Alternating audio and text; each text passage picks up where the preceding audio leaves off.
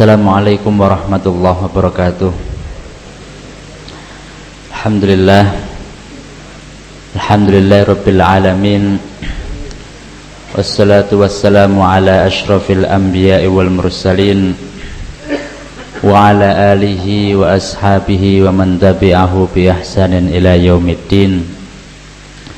Asyhadu an la ilaha illallah wa asyhadu anna Muhammadar Rasulullah. Amma ba'du. Alhamdulillah kita dimampukan oleh Allah untuk menjalankan salat subuh berjamaah.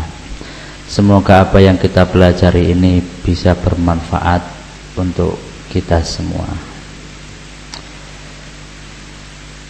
Selasa yang lalu kita mempelajari hadis tentang bolehnya pengajar menerima upah.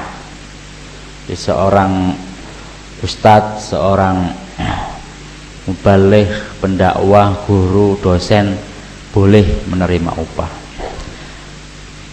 Kali ini saya akan menyampaikan hadis tentang bahwa pengajar itu tidak boleh menerima upah walaupun sedikit. Larangan pengajar menerima upah. Upah ya, jangan diganti o, upah. An Ubadah bin Somit qala alimtu nasan min ahli suffah.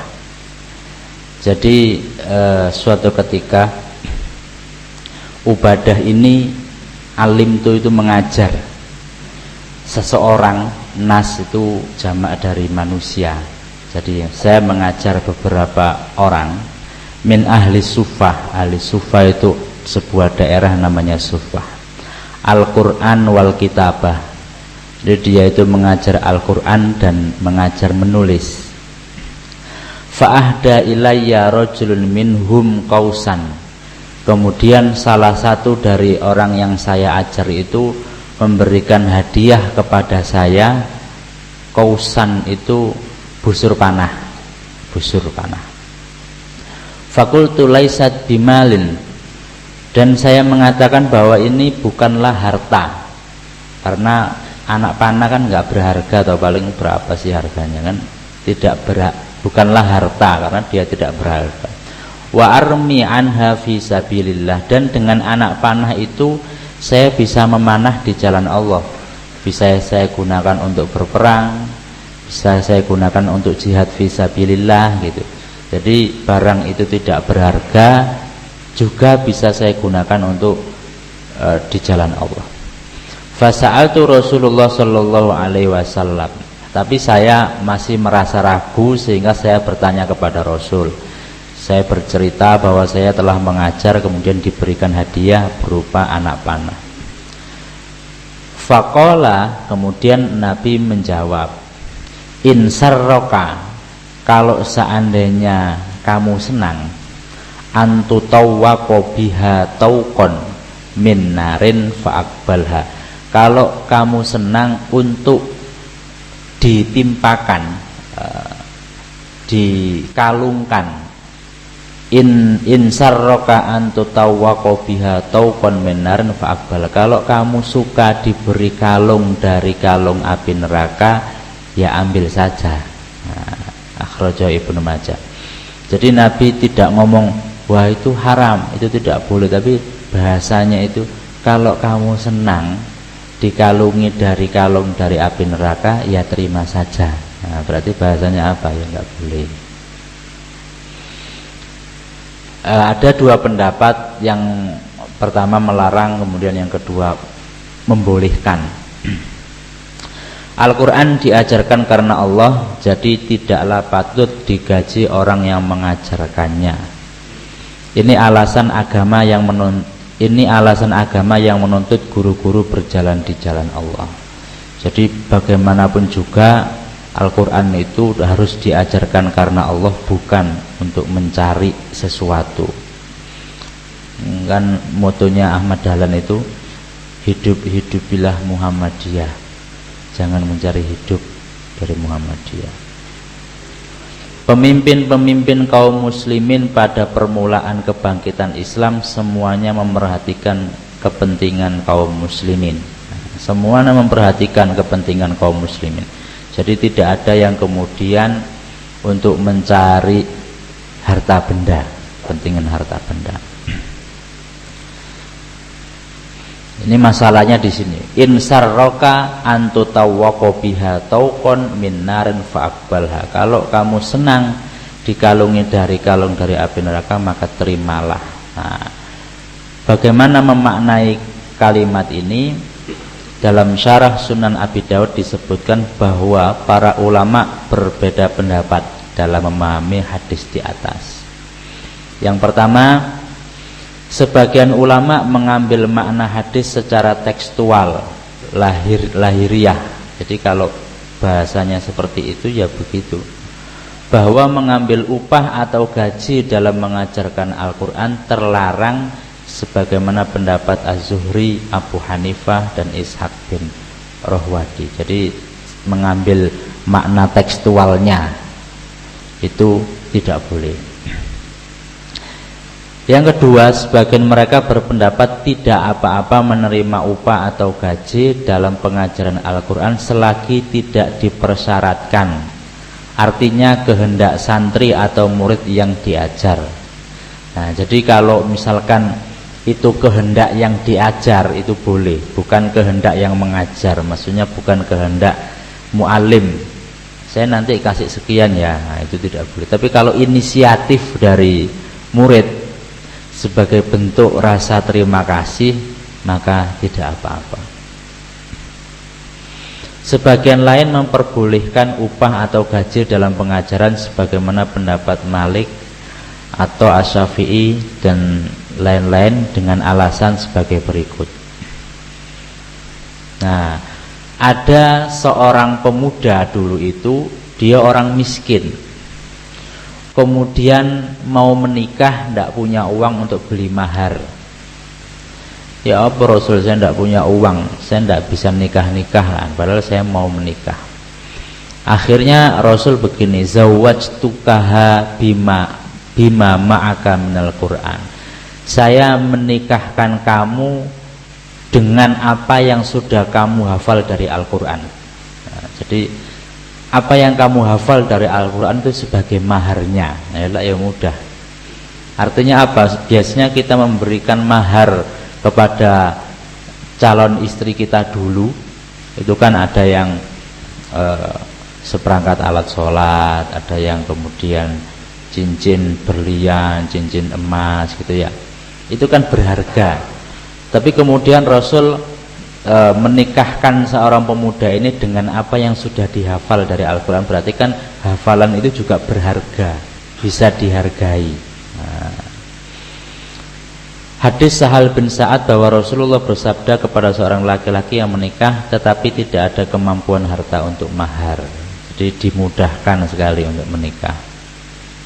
Aku nikahkan engkau akan dia dengan mas kawin apa yang engkau hafal dari Al-Quran. Nah, ini muttafaqun alaihi. Kedua, nah ini kan ahlus sufah tadi ya. Ahlus sufah adalah orang miskin. Nah, ahlus sufah, daerah ahlus sufah itu orang-orang miskin hidupnya, hanya makan sedekah dari kaum muslimin. Jadi makannya cuma dari sedekah pemberian orang. Seharusnya memang dibantu, bukan dipungut biaya. Kenapa Nabi mengatakan kalau kamu senang dikalungi dengan kalung api neraka maka terimalah? Karena yang memberiku ahli sufah. Nah, ahli sufah itu orang yang sudah miskin. Orang yang sudah miskin, lah kok tego-tegoe sampean mengambil uang dari mereka? Mestinya kalian harus ikhlas. Mestinya kalian harus lillahi ta'ala mengajarkan itu. Nah, makanya Nabi mengatakan itu. Artinya apa? Kalau seandainya yang didakwahi itu orang yang mampu, kelompok orang yang mampu, ya nggak apa-apa. Nah, itu pemaknanya begitu. Yang ketiga, hadis ini adalah bahwa larangan itu pada permulaan Islam, dan ketika itu Al-Quran masih sedikit dihafalkan, belum tersebar dan belum banyak dikenal orang. Ya karena memang waktu itu Al-Quran kan masih tidak banyak dikenal orang, artinya penyebarannya itu tidak banyak, sehingga ya ketika berdakwah Al-Quran ya nggak usah narif, biarkan banyak dulu. Nah, Berbeda dengan kondisi saat ini yang semua orang sudah bisa memegang dan membaca Al-Quran. Dan alasan keempat, mengajar membaca bagi tawanan perang sebagai ganti membayar tebusan tawanan yang senilai 4.000 dirham. Kemarin saya jelaskan bahwa ketika setelah perang Badar itu kan banyak tawanan perang. Nah, orang-orang yang mau keluar dari tawanan itu harus membayar tebusan sebesar 4.000 dirham. Bagi tawanan yang miskin, Pak, saya ini pengen bebas tapi saya tidak punya uang, ya sudah, mengajar membaca kepada 10 anak laki-laki, kepada 10 anak muslim. Nah, itu sebagai ganti tebusan. Artinya apa? Mengajar itu bisa dihargai juga oleh Rasul. Dilema profesi guru. Nah, sekarang kita membahas tentang saat ini. Realita profesi sebagai guru, dosen mubaligh, khatib, dan imam masjid yang dibayar oleh pemerintah atau masyarakat. Tradisi ini sudah berjalan sejak madrasah awal, yaitu madrasah nizamiyah. Jadi madrasah yang paling pertama yang ada di dunia itu namanya madrasah nizamiyah, nizamiyah. Nah, jadi itu sudah, pengajarnya itu ya sudah dibayar sejak dulu dan sampai sekarang. Jikalau guru tidak diprofesikan, pertanyaannya lantas siapa yang mau menghabiskan waktu, tenaga, dan pikiran yang hanya untuk mengejar fardu kifayah, sementara ia harus meninggalkan fardu ain, yaitu masalah penghidupan keluarga. Jadi dulu itu ketika guru itu zamannya gurunya Umar Bakri, nah, lagunya Iwan Fals, itu yang jadi guru itu orang-orang yang secara kemampuan intelektual itu di bawah rata-rata. Kenapa? Karena orang-orang murid-murid, mahasiswa yang pinter-pinter, dia lebih milih profesi yang lain karena guru tidak ada bayarannya. Ya, sehingga kemudian guru itu ya secara kemampuan ya di bawah rata-rata semua. Yang kedua, guru itu dihadapkan pada dua hal. Dia kan harus menafkahi keluarga, yang itu adalah fardu ain. Sedangkan mengajar itu fardu kifayah. Kalau sudah ada yang mewakili mengajar, ya dia tidak punya kewajiban. Lah, bagaimana dia menghabiskan waktu, tenaga keluar untuk mengajar, sedangkan anaknya di rumah gak keimangan. Zaman dulu itu kan ngajarnya pakai kapur ya, masuk di pangannya kapur. Jadi itu seperti itu dilemanya. Nah, kemudian guru itu kan dibayar oleh siapa? Oleh sekolah. Sekolah itu dari mana uangnya? Dari SPP mahasiswa, dari SPP siswa. Jika SPP siswa untuk guru, nah ini pertanyaannya, jika SPP siswa untuk guru, SPP siswa itu berapa sih satu bulan? Nah, saya tidak tahu di SD sini. Kalau di SD Muhammadiyah sana itu 400 per bulan. Artinya 400 itu ya nanti dikolektifkan untuk membayari guru. Jika SPP untuk gaji guru, maka akan keluar kata-kata yang tidak diharapkan dari siswa atau wali siswa. Jadi ketika guru itu macam-macam, nah, guru itu agak ngerasi sedikit anak, itu ya pernah ada banyak berita kan, sampean kok menghukum anak saya seperti itu, sampean kan sudah saya bayar mahal-mahal untuk mengajar, bukan untuk menghukum. Nah, begitu. Jadi orang tua merasa guru itu kita bayar, ya guru itu manut, nggak usah macam-macam, nggak usah menghukum, nggak usah jewer, nggak usah, nah begitu. Akhirnya dampaknya seperti itu. Kecuali kalau memang guru tidak dibayar, aku wis soro-soro ngajar, berarti wali murid tidak bisa semena-mena seperti itu. Sedikit-sedikit guru akan dilaporkan kepada pihak yang berwajib hanya karena menghukum siswa padahal tujuannya untuk mendidik. Nah, kan sekarang kan zamannya gitu. Nek arek diseneni gurune kemudian wadul kepada orang tua, gurunya dimarahi orang tua. Kalau zaman dulu kita dimarahi guru, wadul kepada orang tua ditambahi meneng. Nah, bedanya seperti itu nggih. Tugas guru tidak hanya mengajar tapi juga mendidik ya. Mengajar itu kan yang menyampaikan ilmu, mendidik kan lebih daripada itu ya, akhlaknya, moralnya bagaimana mengatasinya biar gak timbul perkataan semacam itu tadi. Maka nah ini contohnya, gak kelihatan ya, ini di SBO TV tulisan kecil di bawah itu gini: lempar penghapus ke siswa, guru dilaporkan ke polisi. Nah, penghapus lo disawat no. Cepluk. Dulu saya di pesantren tuh malah kamus munjid besar digeblak. Ya gak wadil gak apa. Ini penghapus, ya mungkin karena ndek pojok rame disawat. Dilaporkan polisi. Nah, guru SD cukur rambut anak didiknya dipidanakan jaksa. Nah, jadi karena mungkin anaknya nakal digunting, digundul. Ya di pondok dulu begitu, kalau rokokan gundul, kemudian melanggar bahasa digundul. Ya enggak digundul sih, cuma dipotongnya ngawur jadi cepak kabeh, akhirnya ya terpaksa kita gundul. Begitu. Nah, tahun 1969 rapotnya nilainya jelek. Orang tua marah-marah kepada anak. Ya apa nilaimu kok elek ini? Jelas no. Kalau sekarang rapotnya nilainya jelek, gurunya di sini nih.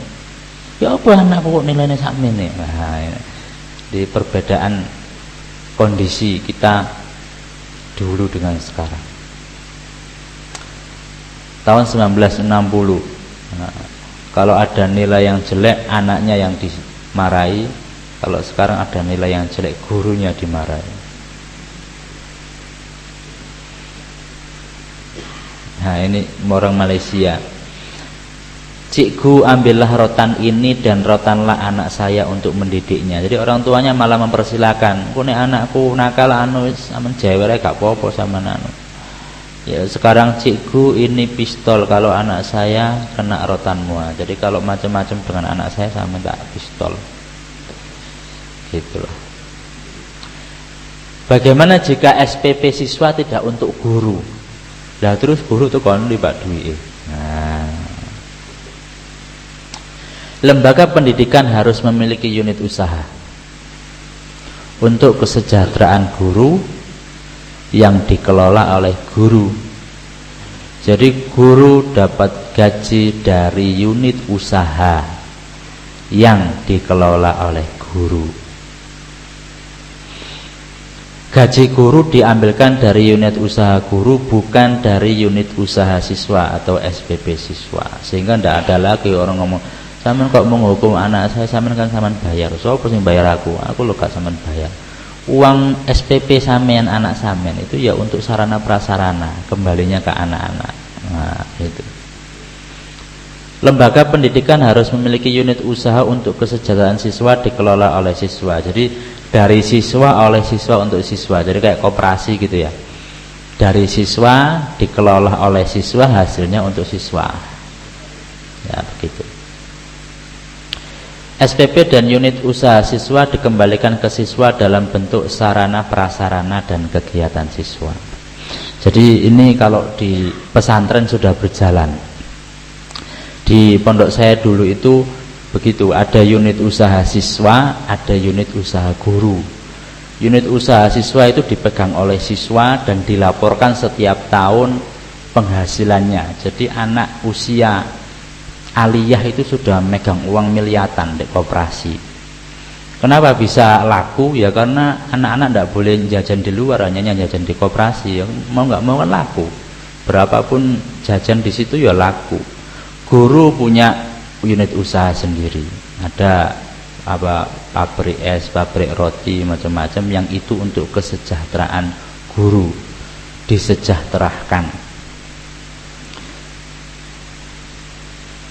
SPP mahal versus SPP murah.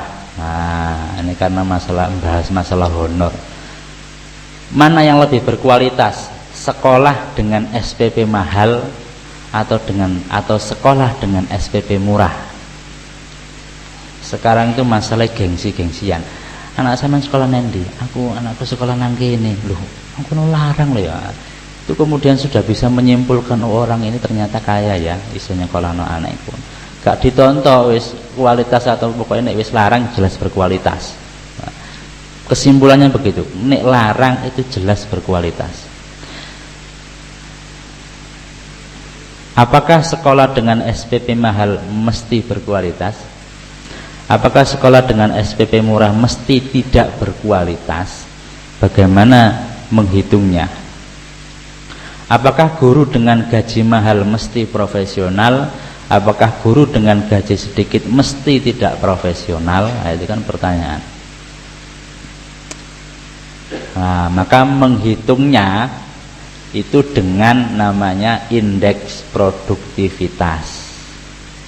Bukan melihat sekolah itu dari nek mahal berarti berkualitas, tidak begitu.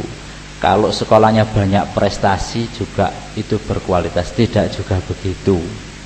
Kenapa? Biasanya sekolah favorit itu kan seleksinya ketat. Yang masuk kan banyak. Yang masuk 500, yang keterima cuma 50.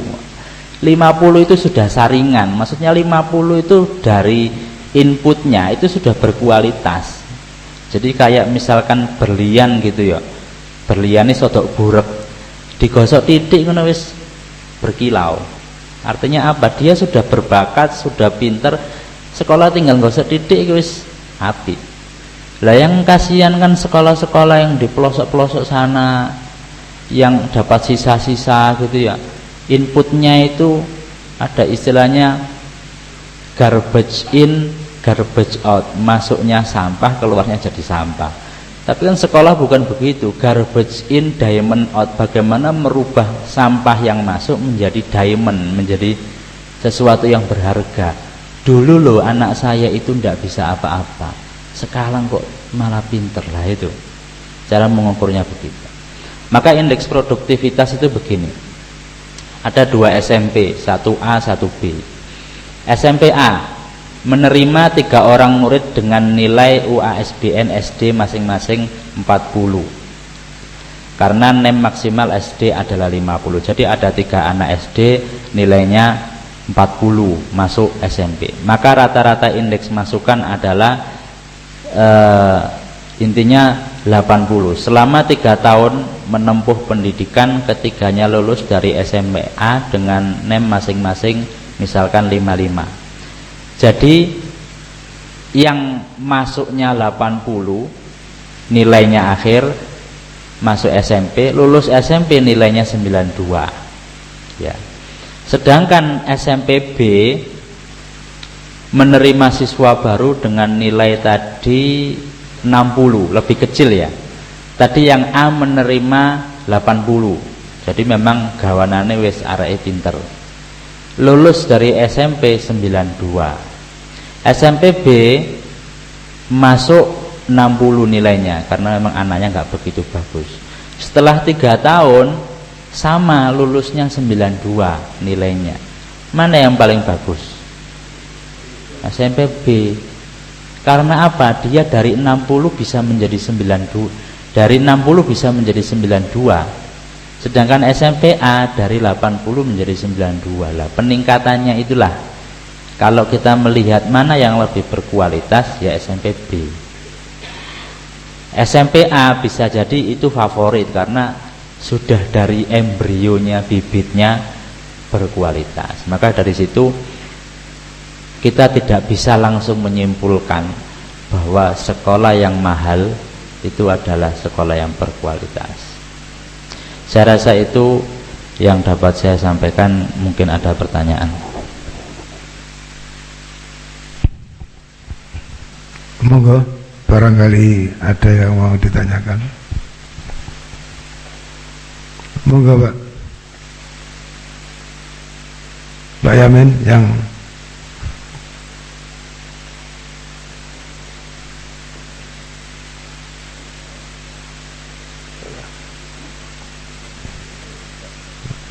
Mungkin sudah paham semua.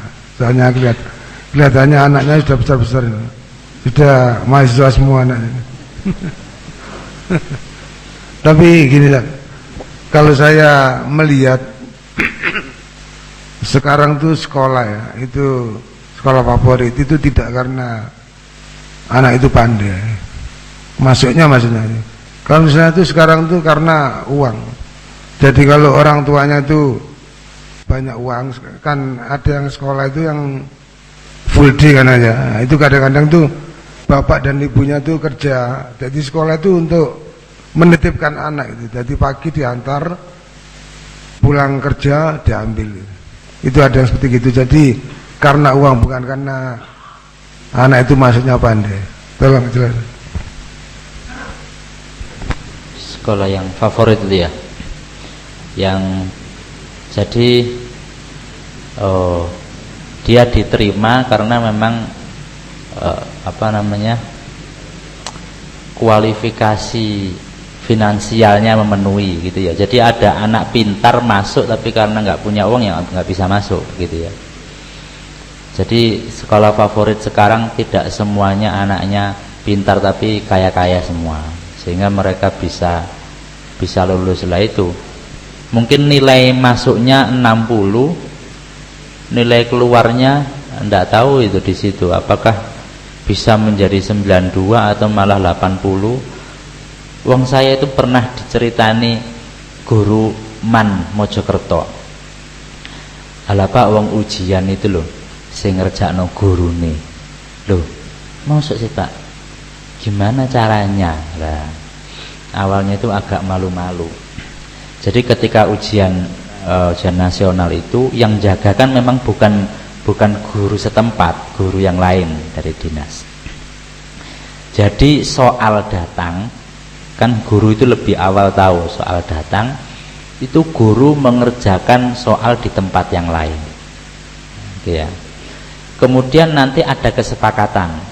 Sebelumnya itu siswa dikumpulkan, nanti berapa menit, mungkin 10-15 menit dari mulai, nanti ada salah satu yang izin ke kamar mandi.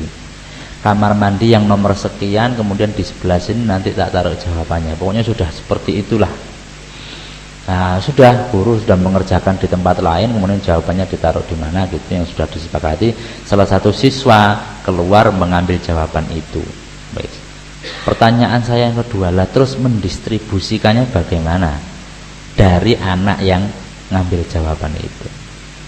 Kemudian dia mikir nggak mau jawab karena tahu saya dari pihak kampus, nanti kemudian ngadu kemana, akhirnya ya hanya sebatas itu. Artinya wis pokoknya ada lah Pak, soal itu bisa terdistribusi dengan baik kepada teman-teman satu kelas.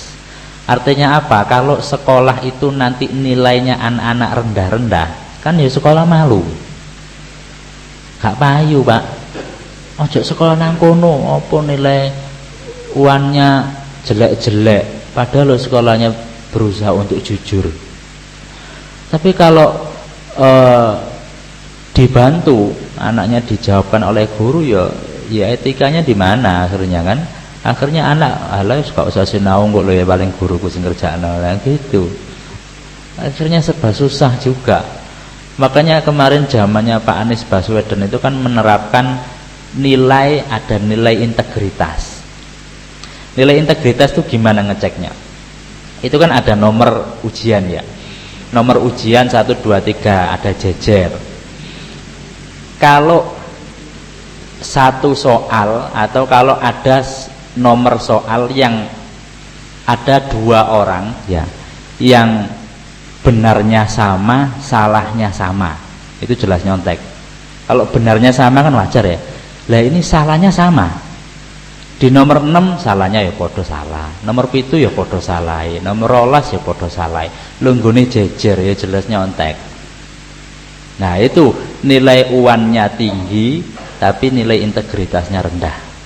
Nah, makanya sekarang sekolah nilai uannya tinggi, nilai integritasnya rendah, ya malu juga dia. Akhirnya dia juga mengejar nilai integritas. Bagaimana nilai uan yang tinggi itu juga dibarengi dengan nilai integritas. Lawang sekarang namanya soal itu kan sehari sebelumnya kan nginep di apa namanya polsek setempat ya, diamankan loh. Bayangkan soal ujian itu nginep di polisi.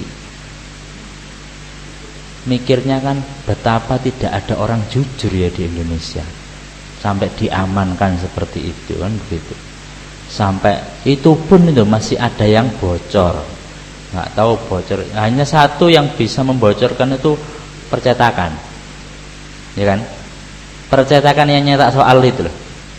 Nah, itu ngedol satu uang saya ada 100 soal, soal tak del 500.000, langsung sugih.